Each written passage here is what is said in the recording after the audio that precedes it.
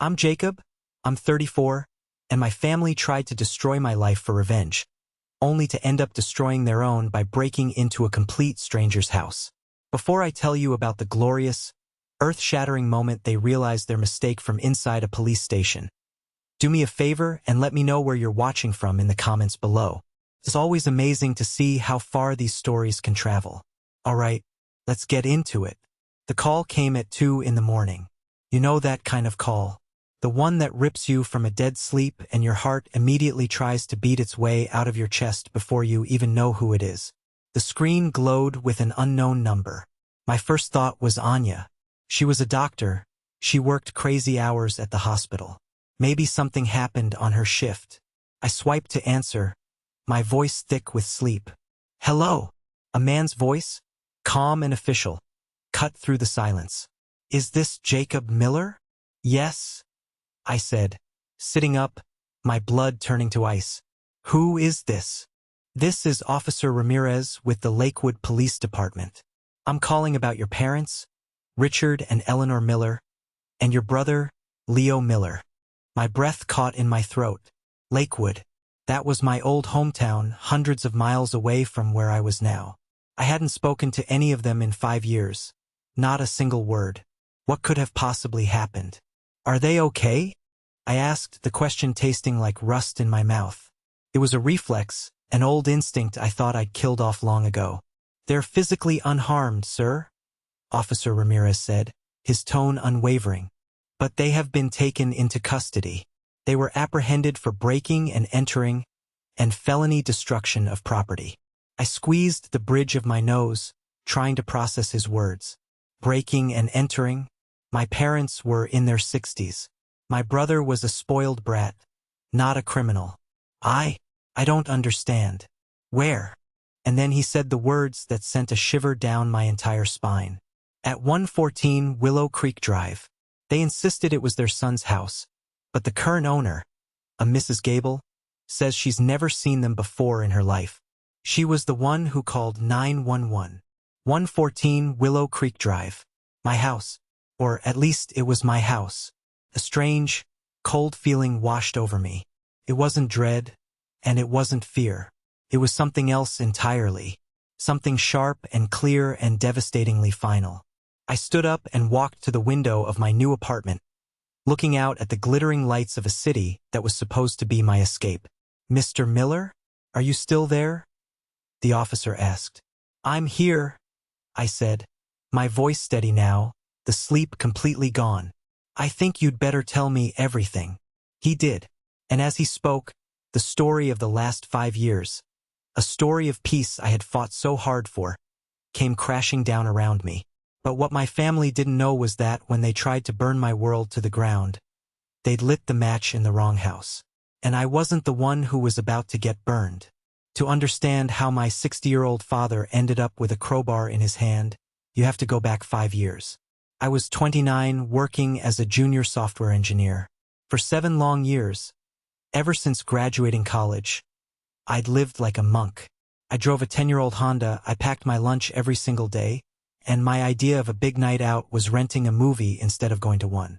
I did it all for one reason, a down payment on a house, and I'd finally done it. $120,000, sitting in my savings account. It was the proudest achievement of my life. That Saturday, I drove to my parents' house for our traditional family dinner, the checkbook for my savings account practically burning a hole in my pocket. I couldn't wait to see their faces when I told them. The house smelled like roast chicken the way it always did. My mom, Eleanor, hugged me at the door, her smile warm but her eyes already glancing past me, looking for the real star of the show. My dad, Richard, gave me a firm handshake and a pat on the back. Jacob, good to see you, son. And then there was Leo, my younger brother. He was standing in the living room with his wife, Chloe, and he was practically vibrating with excitement. Leo was the golden child. He had the looks, the charm, and a graveyard of failed get-rich-quick schemes that my parents had happily funded. They'd burned through their small inheritance from my grandparents on his last 2 revolutionary startups. Big news, everyone. Big news. Leo announced before I could even take my coat off. Chloe clung to his arm, beaming like he'd just cured cancer. We all sat down at the dinner table, and I decided to let Leo have his moment first. He unrolled a set of glossy brochures across the table. Artisanal, cold-pressed organic cricket flour, he said, his eyes wild with passion. It's the future of protein. Sustainable, eco-friendly, and we're getting in on the ground floor. I looked at the pictures of smiling, impossibly fit people holding bags of what looked like brownish dust. Here we go again. My parents, of course, were mesmerized. "Oh, Leo, that sounds wonderful," my mother gushed. "The profit margins are insane," he continued, pointing at a chart that made no sense. "We just need a little seed capital to secure the distribution rights. 120,000, to be exact." The number hung in the air, sucking all the oxygen out of the room. My 120,000. I felt a cold knot form in my stomach. They all turned to look at me. It wasn't a question. It was an expectation. Chloe put on her sweetest, most sincere voice. "Jacob, we all know how well you're doing. Your salary at that tech firm must be incredible. You're so good with money. Leo and we're the dreamers. You're the one who can make dreams a reality." I looked from Leo's manic grin to my mother's hopeful eyes, to my father's stern, expectant face. My own news, my own dream, felt like ash in my mouth. They hadn't even asked me how I was. "Leo," I began, choosing my words carefully. "Your last idea was selling luxury water for dogs. The one before that was an app for rating public restrooms. Both of them cost Mom and Dad nearly 50 grand. Leo's face fell. "This is different. This is a sure thing." "There's no such thing as a sure thing," I said, my voice firmer now. "And that's my house money. I've been saving for 7 years. My father cleared his throat, the sound like gravel grinding. "Son, a house is just bricks and mortar. Family is forever. Your brother needs this." I couldn't believe what I was hearing. I looked at Leo, this man-child who had never worked a steady job in his life, and then I looked at the savings account statement I'd brought, now crumpled in my hand. "I can't," I said, my voice quiet but final. "I won't." The silence that followed my refusal was heavier than any argument. It was thick with disapproval and disbelief. Leo was the first to break it. His face crumpled, not in anger, but in a theatrical display of hurt. It was a performance I'd seen 100 times before, and it always worked. "I can't believe you, Jacob," he whispered, his voice trembling. "After everything this family has done for you. What have you done for me, Leo?" I shot back, the frustration I'd swallowed for years finally bubbling to the surface. "I paid my own way through college. I got my own job. I've never asked any of you for a dime. What I've done is watch you drain our parents' retirement fund on one bad idea after another." Chloe let out a gasp and started crying, burying her face in Leo's shoulder. "How can you be so cruel?" she sobbed. That was the signal. My parents sprang into action, their roles perfectly rehearsed. My mother rushed to comfort Chloe, shooting me a look of pure venom. My father stood up, his chair scraping loudly against the hardwood floor. He was a big man, and he used his size to intimidate. "That's enough, Jacob," he boomed, his finger pointed at me. "You will not speak to your brother that way in my house." "I'm just speaking the truth," I said, standing up to meet his glare. "He's not a child anymore. He needs to take some responsibility. Get a real job. Stop treating you like his personal ATM." My mother turned on me, her eyes flashing. "Responsibility? You talk about responsibility? Your responsibility is to your family. Leo has a vision. He has ambition. Something you wouldn't understand. Sitting in your little cubicle all day, hoarding your money. Hoarding my money. The 7 years of skipped vacations, of driving a beater car, of saying no to friends so I could say yes to my future, they called it hoarding." A bitter laugh escaped my lips. "You're right," I said. "I don't understand.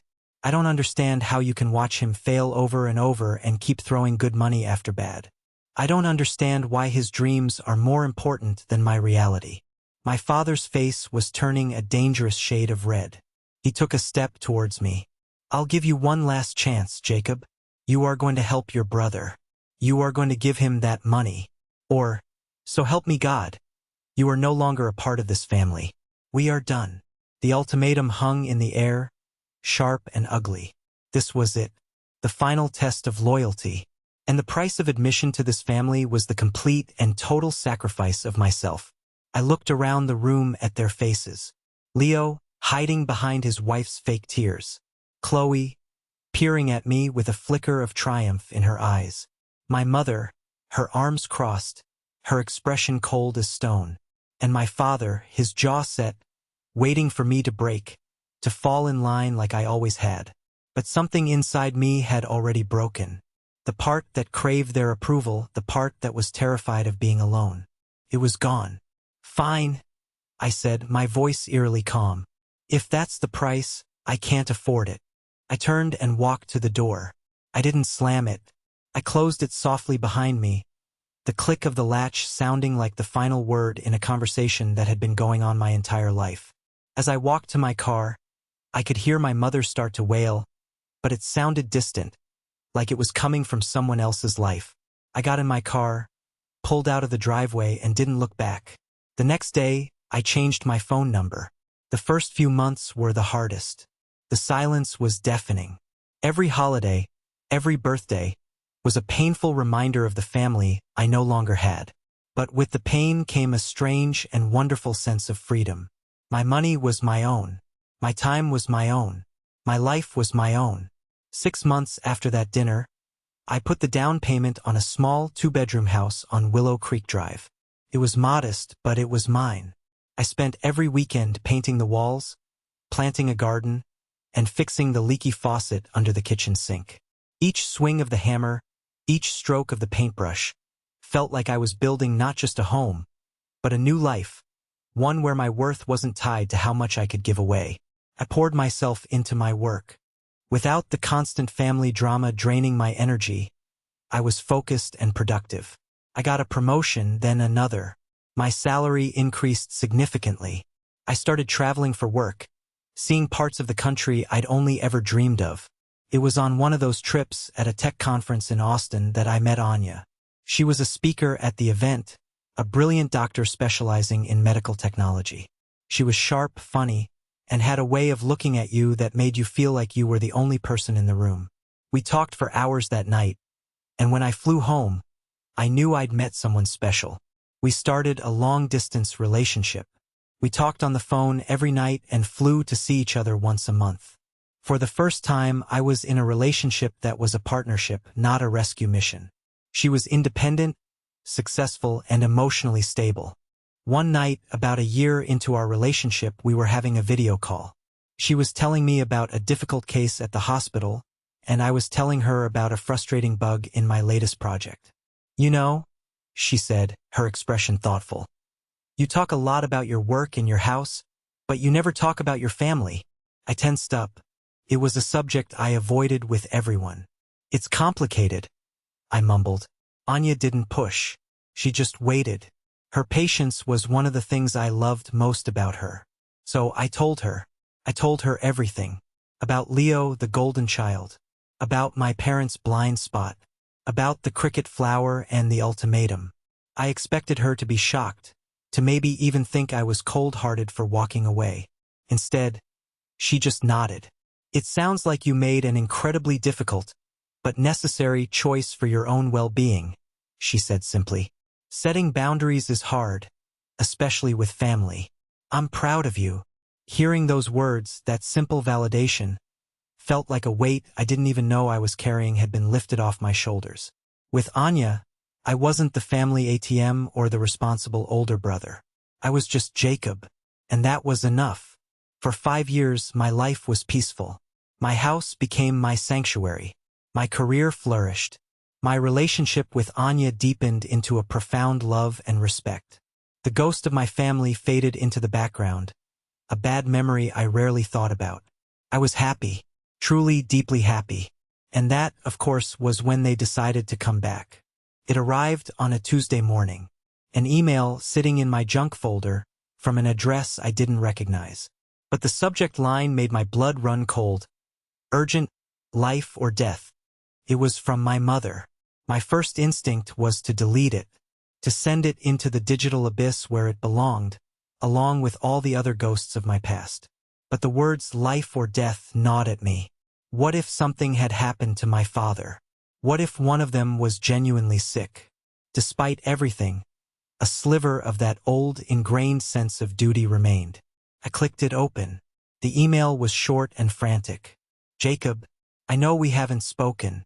I know there are things that were said. But I am begging you. We need to see you. It's about Leo. It's a matter of life and death. Please, meet us at the old diner on Saturday. Just listen. That's all I ask. Mom. For 2 days I agonized over it. I showed the email to Anya. She read it, her brow furrowed. It sounds like a trap, Jake, she said, her voice gentle but firm. They know exactly which buttons to push. I know, I admitted. But what if it's not? What if Leo is really in some kind of trouble? And if he is, she countered, how has that ever not ended with them asking you for money? What's different this time? She was right. Nothing was different. But I had to know. I had to look them in the eyes and hear it for myself, if only to silence that tiny, nagging voice of guilt once and for all. I told myself I would just listen. No promises. No money. Just listen. I drove the 4 hours to my old hometown that Saturday, my stomach in knots. The diner was the same as I remembered, faded and smelling of stale coffee. They were already there, crammed into a booth in the back. My parents looked older, more tired than I remembered. Leo looked terrible. He was pale and jittery, his eyes darting around the room. Chloe wasn't with him. The small talk was awkward and stilted. Then my mother reached across the table and put her hand on mine. Jacob, she began, her voice cracking. We wouldn't have called you if it wasn't the worst thing imaginable. And then the story came tumbling out. Leo, in his infinite wisdom, had started another new business, this time some kind of cryptocurrency venture. He hadn't just used his own money. He had borrowed. Heavily. From the wrong kind of people. How much? I asked, my voice flat. $150,000. My father mumbled, looking down at his hands. I felt a surge of dizzying, hysterical laughter bubble up inside me, but I choked it down. It was always more. The numbers just kept getting bigger. And they want it back now, Leo said, his voice barely a whisper. They're not messing around. They've been making threats. They know where I live. They know where Mom and Dad live. They mentioned you, Jacob. They know where you work. My mother started to cry. They said if he doesn't pay, they're going to hurt him, Jacob. They're going to physically hurt him. We are so scared. This was the life or death situation. Not cancer, not an accident. Just another one of Leo's catastrophic financial failures. And then came the moment I knew was coming from the second I read the email. My father looked me straight in the eye, his face a mask of desperation. You have to sell the house, son, he said. It's the only way. The equity you have in it, it would be enough to cover the debt. You have to do this. You have to save your brother's life. I just stared at them. After 5 years of absolute silence, 5 years where they didn't know if I was alive or dead, their grand reunion plan was to demand I liquidate my single greatest asset to bail out my brother's latest disaster. The sheer, breathtaking audacity of it was almost impressive. No, I said. The word fell into the silence of the diner booth like a stone. What? My mother whispered, her eyes wide with disbelief. No, I repeated louder this time. I looked directly at Leo. You dug this hole. You can figure out how to get out of it. Get a job. Get 3 jobs. Declare bankruptcy. That's what normal people do. My house is not a solution to your problems. I threw $20 on the table to cover their coffee. I'm done. I walked out, and this time there was no sadness. There was only a cold, hard anger. I thought that would be the end of it.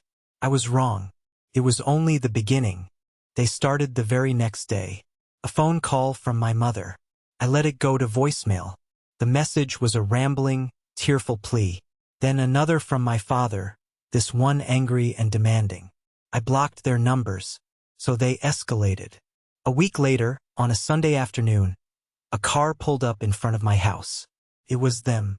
They just sat there, parked across the street, for hours, staring. It was creepy, unsettling. A clear message: we know where you live. When that didn't work, they got bolder. One evening, I was on a work call when someone started pounding on my front door. I looked through the peephole and saw my father's enraged face. He was screaming my name, his fists hammering against the wood. "Jacob, I know you're in there. Open this door, you coward. You're letting your brother die." I called the non-emergency police line. By the time the patrol car arrived, they were gone. But they had left a note taped to my door, scrawled in my mother's handwriting. "Family is everything. You will regret this." The harassment bled into my professional life. My colleague, David Miller, stopped by my desk one morning, a smug look on his face. David and I were the top contenders for an upcoming promotion to a team lead position, and he was not above playing dirty. "Hey Jacob," he said, loud enough for everyone in the cubicle farm to hear. "Got a weird call for you. Some guy named Leo?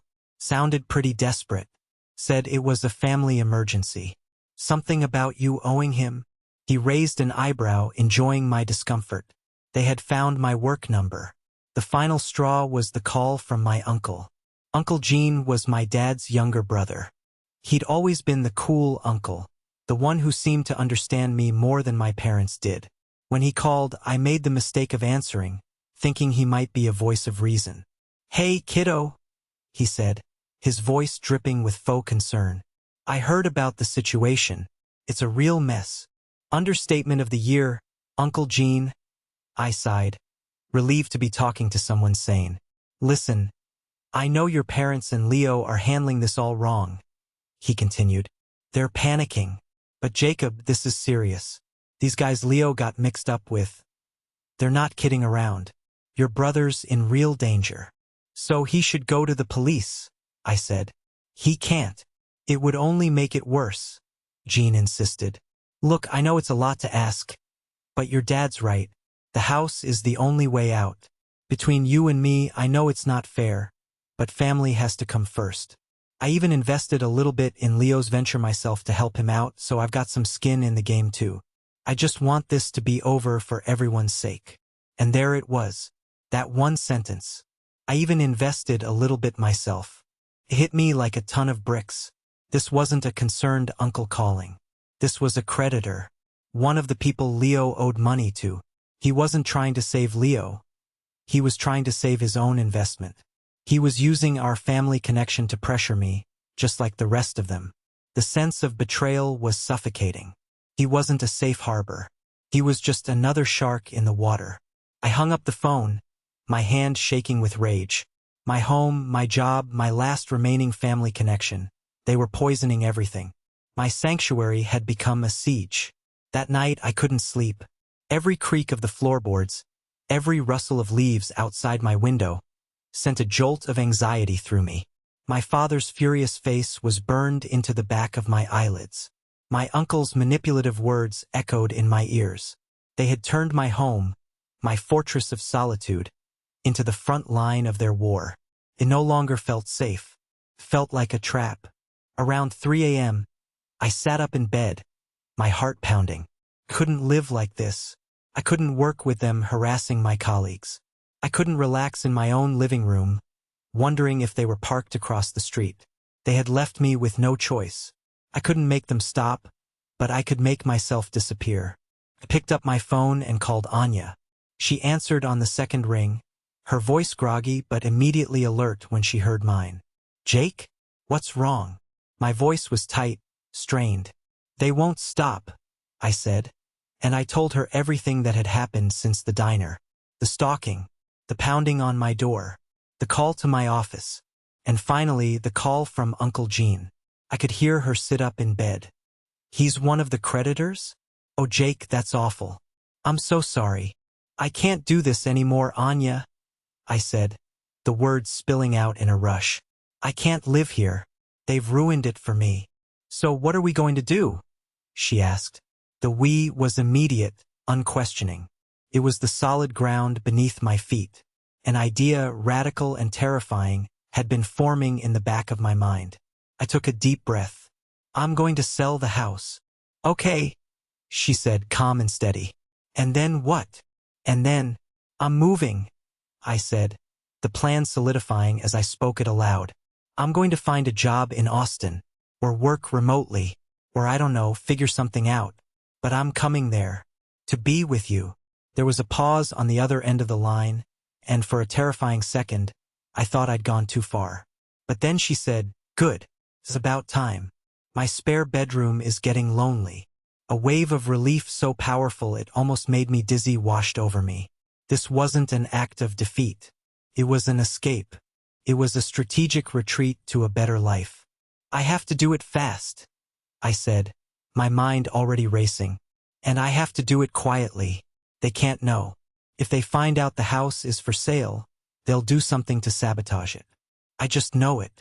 So, a private sale, she said, already in problem-solving mode. No for sale sign on the lawn.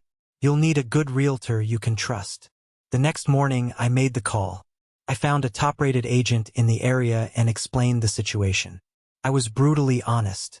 I need to sell this house as fast as possible, with maximum discretion. I'm willing to list it below market value to attract a quick, no-fuss cash buyer. My only conditions are that there are no public listings and no sign on my lawn. This has to stay completely under the radar. The agent, a woman named Carol, was intrigued but professional. It's unusual, she said, but not impossible. I think I might have a few clients who would be interested in an off-market deal like this. As I hung up the phone, I felt a strange mix of sadness and exhilaration. I was letting go of the home I had worked so hard for, the physical symbol of my independence. But I was also cutting the last rope they could use to pull me back into their chaos. Let them pound on the door. Let them scream in the street. Soon enough, it wouldn't be my door anymore. Carol, the realtor, was as good as her word. Within a week, she had a potential buyer. Her name is Eleanor Gable, Carol explained over the phone. She's a recent widow looking to downsize. She wants a quiet neighborhood, and she's a cash buyer, which means we can close in less than 30 days. She loves the photos. We arranged a single, private showing. I met Mrs. Gable at the house. She was a kind-faced woman in her late 70s, with sharp, intelligent eyes. She walked through the rooms, her hand trailing lightly over the walls I had so carefully painted. She admired the garden I had cultivated. It has a good feeling, this house, she said softly. It feels like someone was very happy here. Her words were a punch to the gut. I told her, the words catching in my throat. She made an offer that afternoon, 5% below my already reduced asking price. I accepted without hesitation. The money was secondary. Freedom was the prize. The next step was telling my boss, Mr. Henderson. I dreaded the conversation.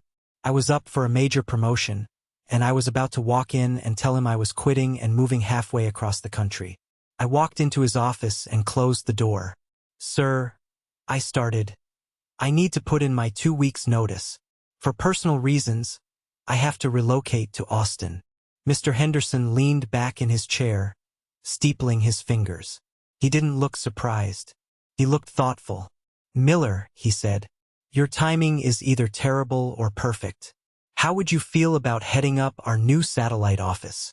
I stared at him, dumbfounded. Sir, we've been planning an expansion for 6 months, he explained. Austin is our first target. We need a team lead to build the new division from the ground up. The job was going to be posted next month. It comes with a significant salary bump and a relocation package. I was going to offer it to you anyway, assuming you beat out Miller. It's yours if you want it. I walked out of his office in a daze. It was happening. Not just an escape, but a leap forward. A new city, a new job, a new life with the woman I loved. It felt like the universe was finally giving me a reward for a choice I should have made years ago. The closing on the house happened in 21 days. It was all done electronically. A quiet, anticlimactic end to a major chapter of my life. I packed my belongings into a moving truck over a single weekend. As I did a final walkthrough, I made a calculated decision. I left a few old, worthless things in the garage. A broken lawnmower, some empty paint cans, a stack of old magazines. From the outside, it would look like the garage was still in use. It would look like I still lived there. It was a small, deceptive detail, but my gut told me it might be important. I handed the keys to Carol, got in my packed car, and drove away from Willow Creek Drive for the last time. I didn't look back. For 2 weeks, I lived in a state of blissful limbo. I was staying in Anya's spare room, surrounded by boxes, but it felt more like home than my house had in months. We spent our evenings looking at apartments, planning our future. I blocked my parents' new numbers as soon as they tried to contact me from them. I blocked Uncle Gene. I blocked every possible avenue they had to reach me. I erected a digital wall around my new life. The silence I knew would be driving them insane. To them, my silence wasn't a boundary. It was a challenge. It was defiance. It was me, the ungrateful son, ignoring their righteous desperation. Later, I would piece together what happened during those 2 weeks from my friend Mark, who still had loose connections to some of my distant relatives. He told me the pressure on my parents was mounting. The people Leo owed money to were done with warnings. Payment was due and Leo didn't have a cent. My family's panic turned into a foul, festering rage, and it was all directed at me. I was the one with the house. I was the one with the stable job and the high salary. I was the one hoarding the key to their salvation. According to Mark's cousin, there was a huge, screaming fight at my parents' house. Leo was in a full-blown meltdown, convinced his life was over. My father was pacing like a caged animal. It was Chloe, my quiet, manipulative sister-in-law, who planted the final poisonous seed. Mark said his cousin overheard her talking to my mother on the phone. Her voice a syrupy blend of fake sympathy and cunning. "I'm just so worried, Eleanor," Chloe had said. "What if he just sells the house and runs off with the money? I mean, if we can't have it to save Leo, he shouldn't be able to have it either. It wouldn't be fair. Someone could get angry enough to do something drastic. Make sure the house isn't sellable at all. You know?" She didn't have to say it outright. The implication was clear, hanging in the air like toxic smoke. If they couldn't get the money from the house, they would make damn sure I couldn't either. They would destroy it. It was a strategy of pure, spiteful self-destruction. The final, desperate act of a family that had forgotten how to build anything and only knew how to break things. And in their blind rage, they had no idea I had already handed the keys to someone else. They were loading their weapons for a battle that was already over, marching toward a field where the only person they could possibly wound was themselves. The night they chose was a moonless one. A thick blanket of clouds covered the sky, swallowing the light from the street lamps. It was the perfect stage for what they were about to do. They parked their car a block away and walked to 114 Willow Creek Drive, their shapes swallowed by the darkness. They were a terrifying trio. My father, Richard, his face set in a grim mask of righteous fury, carried a heavy crowbar. My mother, Eleanor, her fear curdled into a hard, bitter resolve, clutched a tire iron. And my brother, Leo, the golden child for whom all of this was being done, trailed behind them, armed with a baseball bat, his eyes wide with a mixture of terror and adrenaline. They crept around to the back of the house, to the sliding glass door of the living room. They assumed I was gone, either at work or out of town. It never occurred to them that someone else might be inside. My father took the crowbar and, with a grunt of exertion, jammed it between the door and the frame. The lock buckled with a sickening crack of splintering wood. The door slid open. For a moment, they just stood there, breathing heavily in the sudden, profound silence of the house. And then they went to work. It wasn't a robbery. It was a violation, an act of pure, undiluted rage. My father swung the crowbar like a medieval weapon, shattering the large flat-screen television that sat on the mantel. Sparks flew, and the screen imploded with a hollow boom. That television didn't belong to me. It belonged to Mrs. Gable's late husband, one of the few things she had brought with her from their old family home. My mother, a woman who used to arrange flowers and bake cookies, took the tire iron to the glass coffee table, reducing it to a glittering pile of shards. She ripped family photos off the walls, photos of Mrs. Gable's children and grandchildren, and threw them to the floor, stomping on the frames with a fury I couldn't have imagined she possessed. Leo, my pathetic, cowardly brother, swung his bat at the lamps, the vases, anything that would break. Each crash, each shatter, was a release of his own self-loathing, redirected at the inanimate objects he believed were mine. He was destroying the symbols of a life I had built without him, a life he envied and resented in equal measure. They tore down curtains. They overturned bookshelves, sending hundreds of books spilling onto the floor. They slashed the cushions of the sofa. In less than 10 minutes, they reduced a stranger's warm, peaceful living room to a war zone. The total cost of the damage, the police would later estimate, was close to $40,000. But they had made one fatal miscalculation. Mrs. Gable was a light sleeper. Her husband had been ill for years, and she had grown accustomed to waking at the slightest sound. She had been in her upstairs bedroom, reading a book, when she heard the unmistakable sound of breaking glass from downstairs. Her first thought was that the wind had knocked something over. Then she heard the first heavy, rhythmic crash. Her heart leaped into her throat. She didn't scream. She didn't make a sound. Years of caring for a sick husband had taught her to remain calm in a crisis. She crept out of her bed, grabbed her cell phone from the nightstand, and locked herself in the master bathroom. Her fingers, trembling only slightly, dialed 911.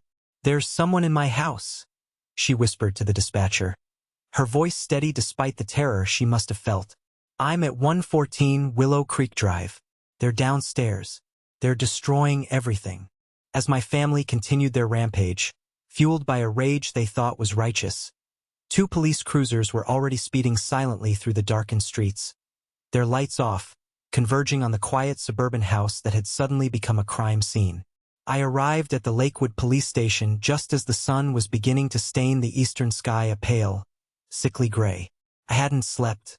The 4-hour drive had been a blur of highway lights and bad coffee, my mind replaying Officer Ramirez's words over and over. He met me at the entrance. "Mr. Miller, thanks for coming in so quickly." "Where are they?" I asked, my voice raw. "In an interview room.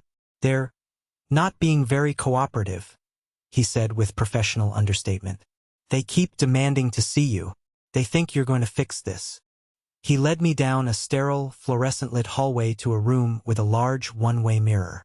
I looked through, and there they were, my family. They were sitting around a metal table, looking small and pathetic under the harsh lights. My father's knuckles were scraped and bloody. My mother's hair was a mess, and tear tracks stained her face. Leo was rocking back and forth in his chair, chewing on his thumbnail like a scared little boy. "The homeowner, Mrs. Gable, is pressing full charges," Ramirez said quietly beside me. "Felony breaking and entering, felony vandalism. Given the value of the damage, they're facing serious jail time. Not to mention the civil suit she'll file. They'll need a very good lawyer." A lawyer. The word hung in the air. The kind of expensive problem I used to be expected to solve. "They want to talk to you," Ramirez said. "Do you want to talk to them?" "Yes," I said without hesitation. "I do." They led me into the room. The moment they saw me, a wave of relief washed over their faces, quickly followed by their usual wave of blame. "Jacob! Thank God!" my mother cried, rushing towards me. An officer gently but firmly guided her back to her chair. Tell them it was all a misunderstanding." "There's no misunderstanding, Mom," I said. My voice as cold and hard as the concrete floor. My father slammed his hand on the table. "This is your fault," he roared, his face contorted with rage. "All of this. If you had just been a good son and helped your brother, none of this would have happened. We were trying to teach you a lesson." "A lesson," I repeated, my voice dangerously quiet. "A lesson in what?" "How to destroy property. How to terrorize an elderly woman. She wasn't supposed to be there." Leo whimpered from his corner. We thought the house was empty. You thought my house was empty, I corrected him. I let the silence stretch out, watching their confused faces. I had waited 5 years for this moment. 5 years of being the villain in their story. Now it was my turn to write the ending. My father puffed out his chest, trying to regain some semblance of authority. I have every right to be in my own son's house if I want to. I paid for half the damn furniture in that living room. He was lying, of course. He hadn't given me a dime. I looked him dead in the eye. I let a small, cold smile touch my lips. And then, I delivered the final, devastating blow. That's the thing, Dad, I said, my voice clear and steady, each word a perfectly aimed stone. That isn't my house. He blinked. What are you talking about? It's not my house, I repeated slowly, savoring the moment. I sold it 3 weeks ago to Mrs. Gable, the woman you just terrorized in her own home. You didn't break into my house. You broke into the house of a complete and total stranger. The color drained from their faces. My father's mouth opened and closed like a fish. My mother let out a small, strangled gasp. Leo just stared at me, his eyes wide with dawning, uncomprehending horror. The entire foundation of their righteous anger, the entire justification for their criminal act, crumbled into dust in an instant. They hadn't been punishing me. They had been committing a random, senseless crime against an innocent woman. And I wasn't there to save them. This is the moment that changed everything, when I finally took back control of my life. Thank you for sticking with me this far, you're amazing. If you could do me a huge favor and like this video and comment with the number 1 below, it lets me know you've been with me on this journey. It doesn't just help more people find this story. It lets me know that my experiences mean something to someone out there. Your support is the biggest motivation for me to keep sharing the rest of this journey. The aftermath was swift and brutal. My family's delusion that I would somehow make this all go away evaporated in the harsh reality of the legal system. They weren't dealing with their disappointing son anymore. They were dealing with the state of Lakewood. Mrs. Gable, though shaken, was resolute. She was not a vengeful woman, but she was a firm one. Her late husband had been a stickler for rules and consequences, and she was determined to see this through. She hired a lawyer, a sharp, no-nonsense man who immediately filed a civil suit against my parents and brother for the full cost of the damages, plus emotional distress. Faced with the overwhelming evidence, their fingerprints all over the scene, Mrs. Gable's terrified 911 call, and their own idiotic confessions about trying to teach their son a lesson. Their court-appointed defender advised them to take whatever plea deal they could get. They were facing years in prison. The prosecutor, seeing their age and lack of prior offenses, offered a deal. Plead guilty to felony vandalism and criminal trespass, and they would get 5 years of probation, mandatory anger management counseling, and full upfront restitution to the victim. The breaking and entering charge would be dropped. Full upfront restitution. $40,000. They didn't have it. Their savings had been bled dry by Leo years ago. They had only one asset left. Their own house, the one I had grown up in. There was no other choice. They had to sell it. The process was a humiliating, frantic fire sale. They took the first lowball offer they got, desperate for the cash. After paying the real estate commission, the legal fees, and the $40,000 to Mrs. Gable's lawyer, they were left with just over $100,000. And then came the final, bitter irony. In the midst of the legal chaos, Leo finally confessed the truth about his debt. The dangerous people who were going to physically hurt him didn't exist. It was a lie.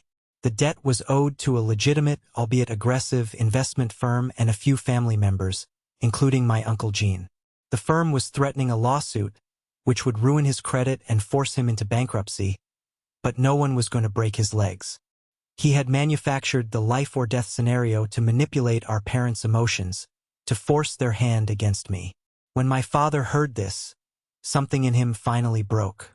The blind devotion he'd always had for his golden child shattered.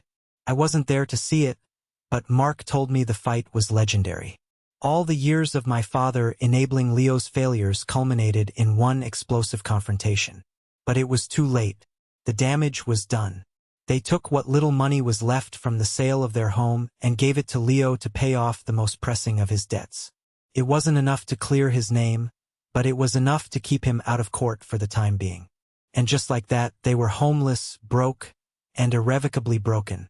The house they had destroyed in a bid to force me to sell mine had cost them their own. It was a perfect, terrible symmetry. A week before I was scheduled to move into my new apartment in Austin, my phone rang. It was an unknown number, but I had a feeling I knew who it was. I answered. Jacob. It was my mother's voice, but it was a voice I had never heard before. It was stripped of all its anger, all its entitlement. It was just empty. Hi, Mom, I said, my tone neutral. We lost the house, she said, her voice flat. The sale closed today. We have to be out by the end of the month. I heard, I said. There was a long pause. I could hear her take a shaky breath. Your father, he's not well, Jacob. He hasn't been the same since all of this. He barely speaks. He just sits in his chair and stares at the wall. He looks like an old man. I didn't say anything. I felt a flicker of something. Pity, maybe. But it was quickly extinguished by the memory of his face, contorted with rage, as he hammered on my door. Leo and Chloe are letting us stay with them for a while, she continued, the humiliation dripping from every word. In their one-bedroom apartment. Richard and I will be on a pull-out sofa in the living room. The image was so bleak, so pathetic, that I almost felt sorry for them. Almost. We made a mistake, Jacob, she whispered, and now the tears were coming. A terrible, terrible mistake. I see that now. We were so scared for Leo we weren't thinking straight. I'm sorry. The apology I had longed to hear for most of my life. And now that it was here, it meant nothing. It wasn't born of remorse. It was born of desperation. They weren't sorry for what they did. They were sorry for how it had turned out for them. I have to go, Mom, I said. Wait, she cried, her voice rising in panic. Please, Jacob, don't hang up. We have nothing. Your father can't work anymore. Can you help us? Just a little bit to get a small apartment of our own? Please, we're your family. There it was. The real reason for the call. Our relationship ended 5 years ago, Mom, I said, my voice gentle but absolutely final.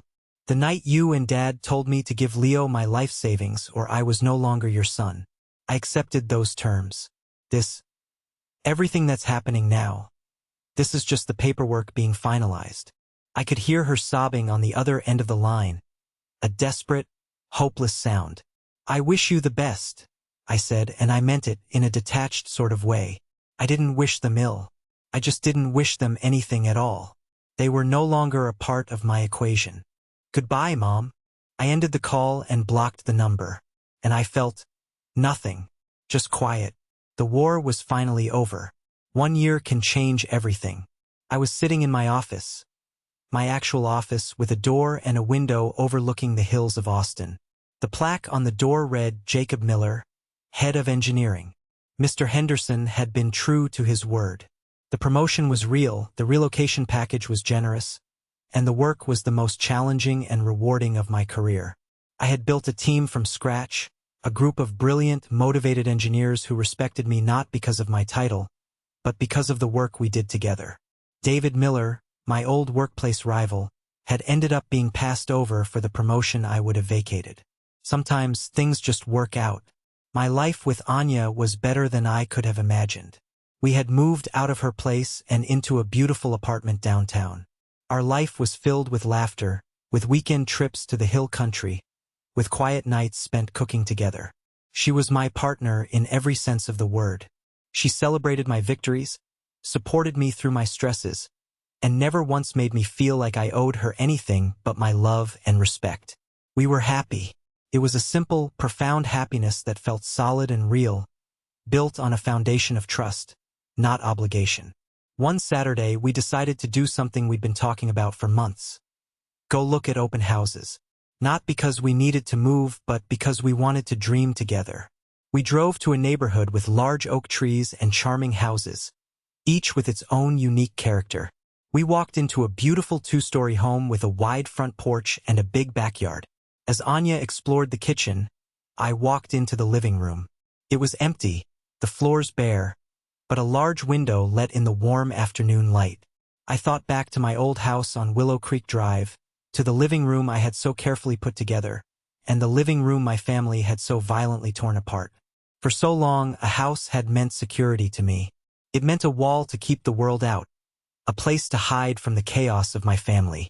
But standing there, in that empty room, with the sound of Anya's happy voice drifting in from the other room, I realized my definition had changed. Anya came and stood beside me, slipping her hand into mine. "What are you thinking about?" she asked softly. "About how much my life has changed," I said. "A year ago, I was selling my house to escape my family. Now, I'm thinking about buying one to build a family." She squeezed my hand, her eyes shining. "I like the sound of that," she said. I looked at her, at this incredible woman who had stood by me, who had been my anchor in the storm. The idea of a future, of a marriage, of children, it wasn't scary. With her, it felt like the most natural thing in the world. I knew in that moment what my next step was. I just needed the perfect time to ask. The feeling of peace was so complete, it was almost overwhelming. The ghosts of the past were finally silent.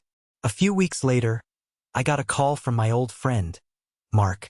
We tried to catch up every couple of months, and he was my only remaining link to the gossip mill of my old hometown. "You are not going to believe the latest drama from the Miller train wreck," he said, skipping the pleasantries. "I'm almost afraid to ask." I laughed. "So, get this," he said. "Leo and Chloe finally split up. Apparently, living in a cramped apartment with his broke, miserable parents wasn't the glamorous life she signed up for. There's going to be a divorce." "Wow," I said, genuinely surprised. "I thought they were a team." "Oh, they were," Mark said, his voice laced with sarcasm. "A team of grifters. And this is the best part. My cousin is friends with Chloe's sister. And apparently, Chloe has been telling her sister the real story of what happened with that loan." I sat down. "The real story?" "Yep," Mark said. "It turns out Leo was hesitant to borrow from Uncle Gene. He knew Gene would go straight to your dad if things went south. It was Chloe who pushed him. She was the one who found out Gene had some money to invest. She was the one who convinced Leo it was a good idea. Her logic was that if they borrowed from family, and the business failed, the family, meaning you, would have no choice but to bail them out. It was a setup from the very beginning. She was counting on you caving." The final piece of the puzzle clicked into place. Chloe, the quiet, supportive wife, always in the background. She hadn't been a follower. She'd been the architect of the entire disaster. She had intentionally used our family's twisted dynamics against us, creating a situation where my back was against the wall. The betrayal was so much deeper and more calculated than I had ever imagined. "Unbelievable," I breathed. "She played you all," Mark said. "But look, the reason I'm telling you this is so you know, once and for all, that you made the right call. You didn't just escape a sinking ship. You escaped a crew of pirates who were actively trying to sink it. You're free, man." After I hung up, I wasn't angry. I was just calm. He was right.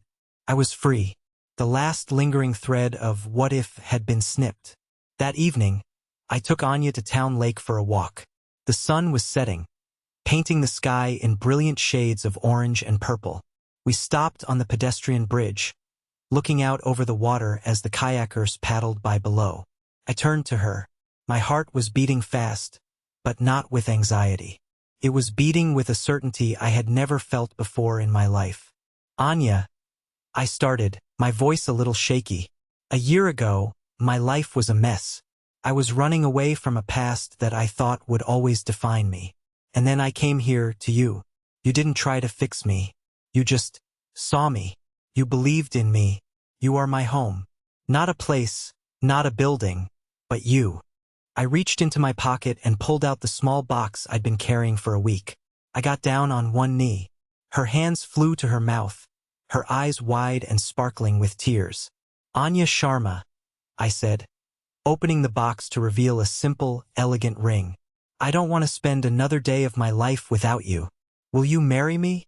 She was crying and laughing at the same time.